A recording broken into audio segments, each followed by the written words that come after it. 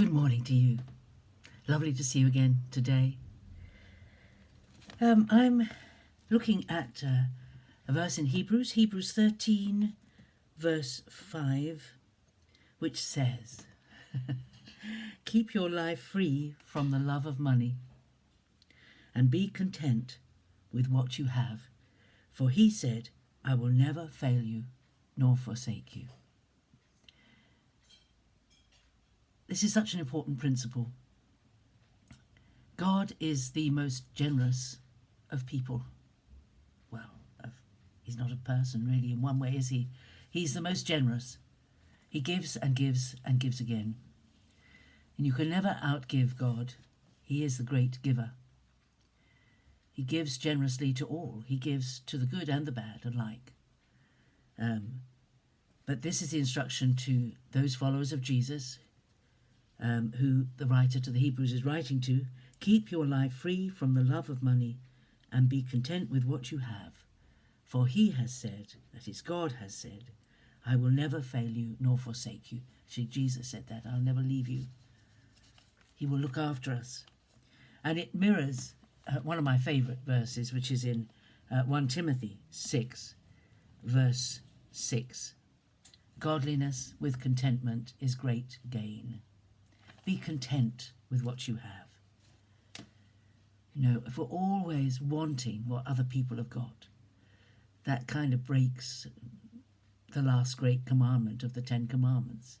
Thou shalt not covet thy neighbour's wife or donkey or horse or house or car or iPad or app or clothing, whatever it is. We should not covet. But we shouldn't be ruled by money.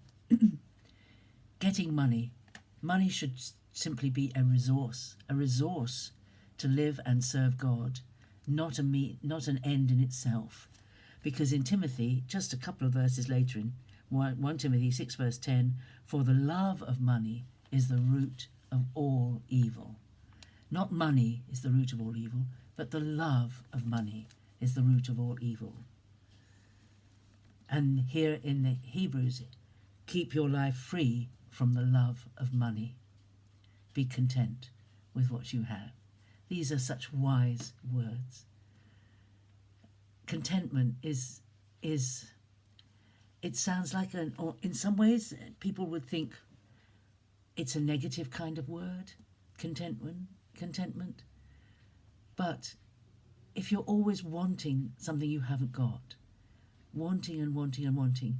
You know, I remember back in the day when there were no credit cards. Can you believe there was a time in life when there were no credit cards? And if you wanted to buy something, you had to lay aside money for it. You had to save for it. You couldn't buy it on credit. A lot of things, except big items, you couldn't buy on credit. I remember my mother used to have a little savings account, as it were, with the local dress shop. We had a local shop near to us that sold lovely clothing, and she used to put a certain amount of money in there every week or every fortnight. And then when she needed an item of clothing, she would use money from the savings she'd put aside. But often, you know, when we save and save and save, or when we wait for something and we put aside money and we save and save and save, you know, when we get it, it's not nearly as good as we thought it was. It's disappointing quite often, the thing when you get it. You think, what was that all about? Why was I so excited about that? It's just whatever. Be content with what you have.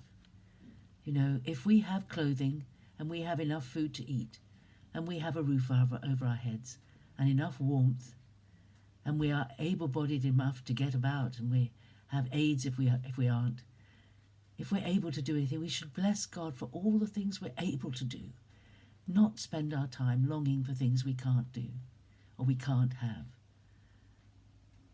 Dreaming for things out there. Ambition is okay. Ambition is good, but be careful with ambition, because we need to know what the Lord wants us to do, not what we want to do. If you've got certain things set in your mind, you know, I would never do that. You're closing the door on what the Lord might be asking you to do. We have to be open-minded now that we're part of his kingdom, because he's the one who makes the decisions, not us. Let me read that verse again. It's so lovely. Keep your life free from the love of money and be content with what you have. There's something to think about today. God bless you. Have a great day. I'll see you tomorrow. Bye-bye.